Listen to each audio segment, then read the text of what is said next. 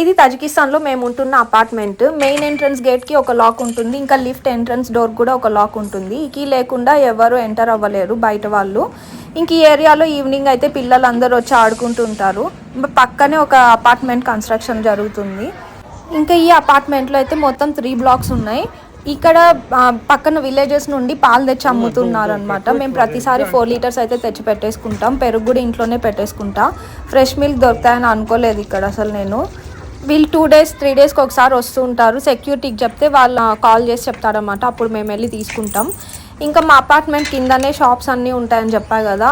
ఇలా main gate నుండి బయటకు వస్తే రైట్ సైడ్కి ఏమో ఒక పార్క్ ఉంటుంది, లెఫ్ట్ సైడ్లో అన్ని షాప్స్ ఉంటాయి. బుక్ స్టోర్ ఒకటి ఉంది, టాయ్స్ షాప్ ఒకటి ఉంది, సెలూన్ ఒకటి ఉంది, ఒక చిన్న సూపర్ మార్కెట్ ఉంది, ఇంకా మెడికల్ స్టోర్ ఒకటి. అన్నీ కిందనే దొరుకుతుంటాయి, దూరం వెళ్ళాల్సిన అవసరం లేదు ఇక్కడ.